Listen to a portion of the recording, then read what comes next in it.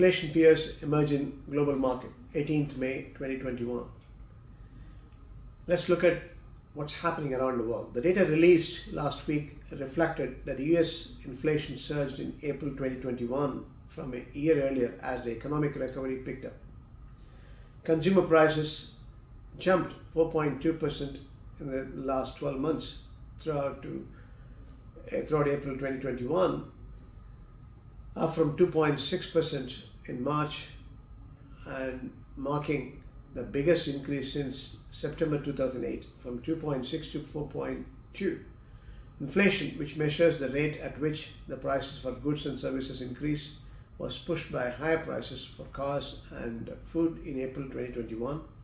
In addition to rising prices, one of the main reasons for the big annual gain was because of the base effects, meaning inflation was very low and at this time in 2020 as the COVID pandemic caused a widespread shutdown of the US economy. We have to look at the price index, which strips out of the food and energy cost that can be more volatile, increased 3% in April from the year before. Inflation is breaching the Federal Reserve target of 2%. This has raised fears that it might need to raise interest rate to cool things down. The US markets fell more than 2% on Wednesday. US dollars surged to 90.77 as selling pressures persisted in stock markets following the Labor Department report on consumer prices. So it's all happening. The yield on the benchmark 10-year Treasury notes rose to 1.68. Yield on 30-year Treasury now gained to 2.386.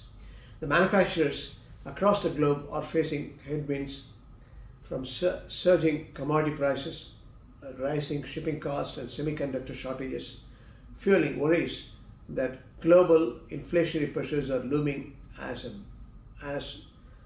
big economies recover from pandemic lockdowns.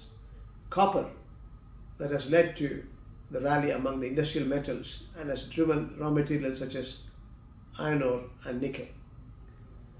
The global campaign to cut carbon emissions and limit climate change is one of the factors pumping up commodity prices. Copper, the best electrical conductor behind the precious metal silver, has led the global commodity surge, and its crucial role in green energy transition is set to underpin long-term gains. A semiconductor chip shortage has hampered the new automobile production worldwide, driving buyers to seek out alternatives in the pre-owned market. So that is, automobile new production is in stress. The international food commodity prices rose for the 11th consecutive month in April 2021, with sugar leading the increase and cereals resuming an upward trend. The Food and Agriculture Organization of the United Nations.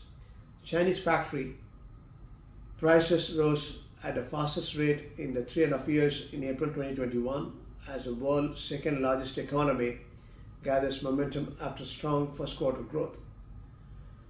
China's producer index, a gauge of industrial profitability, rose 6.8% in April from a year earlier. However, the consumer price rose by a mild 0.9% on year, held down by weaker food prices. Chinese authorities have repeatedly said they will avoid sudden policy shifts that could derail economic recovery. India's wholesale inflation in April 2021 quickened at the fastest pace in more than a decade on the back of higher commodity prices and low base last year. It rose 10.5% in April 2021 from a year earlier. Unprecedented stimulus measures and vaccine rollouts in developed economies are fueling prospects for a resurgence in demand that may push prices still higher. The surge in raw material prices is stoking fears of inflation.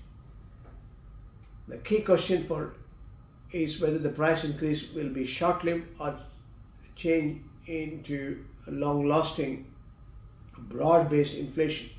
The recent raw material price surges reflecting growing market anxiety about policy impacts and want policymakers to make long-term arrangements to gradually advance decarbonization efforts. Central bankers, particularly the US Federal Reserves, insist inflation is likely to be transitory and will not push them to an early unwind of the massive monetary stimulus. The actions that they launched last year to combat the fallout from the pandemic recovery, potentially forcing again, I should say, the Fed and other central banks to quickly tighten the monetary screws. That's dangerous. Now, in short term, the interest rates start going up again, the economies will be infringing a long-term sustainable value creation. Hence, the forthcoming monthly inflation data will be looked by Fed and other central banks for considering necessary actions. The financial markets are expected to be volatile on account of inflation fears. So, plenty of concern on the inflation, and it's not only America, but the rest of the world also has to measure what's happening on the inflation side, global inflation side. Is it transitory? Is it permanent? Broad-based long-term inflation is already on. We have to see in the coming month the analytics and draw a conclusion.